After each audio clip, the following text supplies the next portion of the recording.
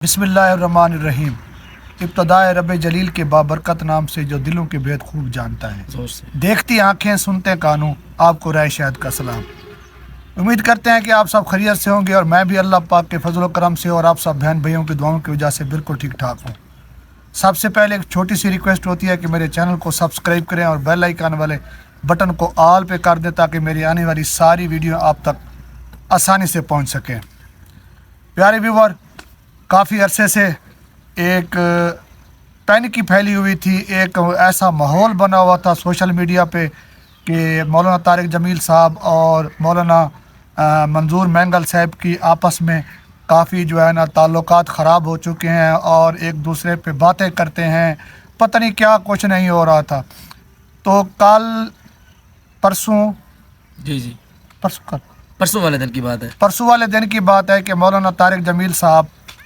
مولانا منظور مینگل کے مدرسے میں تشریف لے گئے، رہائش گاہ پہ ملے، اکٹھے کھانا کھایا، گپ شپ کی، اور اس کے بعد 1 گھنٹے کا بیان کیا۔ تو آج ابو بکر بھائی سے جانتے ہیں کہ ابو بکر بھائی آپ کو اس کی تفصیل بتائیں گے۔ تو جی ابو بکر بھائی۔ السلام علیکم دوستو، جیسا کہ آپ کو ابھی پرومو میں ڈاکٹر صاحب نے بتایا ہے کہ مولانا طارق جمیل صاحب کے بارے میں اور مولانا منظور مینگل صاحب جو کہ شیخ الحدیث ہیں، ان کے بارے میں یہ لوگ کافی افواہیں پھیلا رہے تھے، اور ہو سکتا ہے کہ کچھ اس میں صداقت بھی ہو، یہ بھی ہو سکتا ہے اس میں جھوٹ ہو۔ اب لیکن زیادہ تر عوام نے جو ان باتوں کو پھیلایا، عوام یہ کہتی تھی کہ مولانا طارق جمیل صاحب اور مولانا منظور مینگل صاحب ان کی آپس کے اندر لڑائی ہے، مطلب یہ آپس سے بولتے نہیں، ایک دوسرے سے بات نہیں کرتے ہیں، اور کافی دوریاں بھی ہو گئی تھی، لوگوں کے افواہوں کی وجہ سے ہوا یا خدا ایسا ہوا، کچھ بھی مسئلہ بنا، ان میں دوریاں بڑھ گئی کہ کافی عرصے سے ملاقات نہیں ہوئی۔ ان میں ایک چیز تو یہ تھی کہ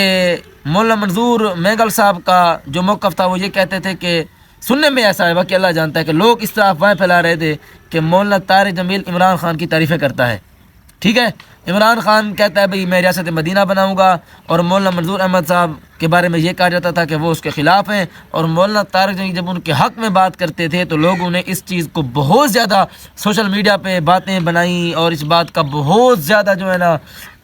مزہ کا خیز رویہ اپنایا لوگوں نے، اور لوگوں کا کہنا یہ تھا کہ مولانا منظور مینگل اور مولانا طارق جمیل کے آپس میں نہیں بنتی۔ حالانکہ پچھلے سال بھی یہ بات دیکھنے میں آئی ہے جب یہ کہا جا رہا تھا کہ مولانا طارق جمیل صاحب کو باقی علماء کرام نے چھوڑ دیا ہے،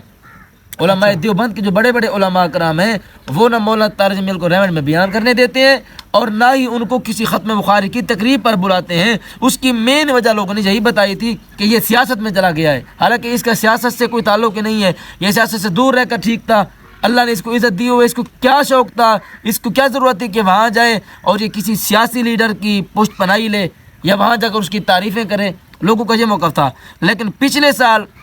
ختم بخاری ہوئی جامعہ خیر مدارس ملتان کے اندر، وہاں پر باقاعدہ قاری نیب جلندری صاحب نے مولانا طارق جمیل صاحب کو بلایا اور باقاعدہ مولانا صاحب کے ہاتھ چومے۔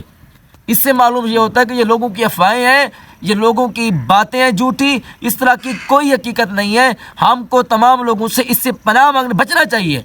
کیونکہ نبی کریم نے فرمایا کہ سنی سنی بات کو پھیلا دینا یہ جھوٹ ہے، اور اس طرح کی باتیں ہو رہی تھی مولانا طارق جمیل اور منظور مینگل کے بارے میں۔ لیکن 2-3 دن پہلے کی بات ہے، مولانا طارق جمیل صاحب جامعہ صدیقیہ جو مدرسہ ہے وہ مولانا منظور مینگل صاحب کا ہے، وہاں پر تشریف لائے، ماشاءاللہ ان کا استقبال کیا گیا، آپ نے خود ویڈیو پروٹوکول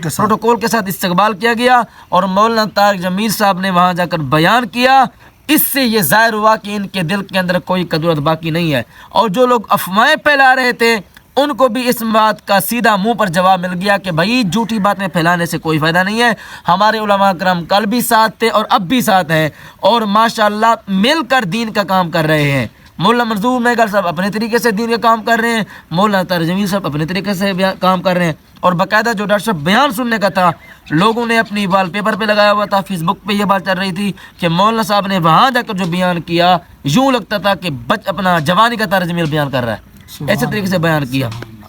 تو اب آخر میں آپ سارے اس خلاصے کو سمجھ کر ڈاکٹر صاحب آپ کیا کہنا چاہیں گے کہ بھئی کیا کرنا چاہیے، عوام کیوں اس طرح باتیں کر رہی ہے، اس کا خلاصہ کلام کیا ہوگا، یہ بتا دیں کہ عوام کو کیا کرنا چاہیے۔ آپ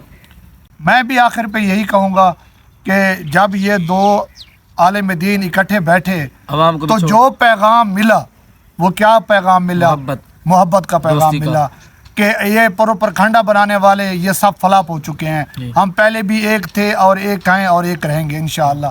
तो आज की वीडियो को यहीं पे एंड करते हैं, मिलते हैं नेक्स्ट वीडियो में, तब तक के लिए इजाज़त। पाकिस्तान जिंदाबाद।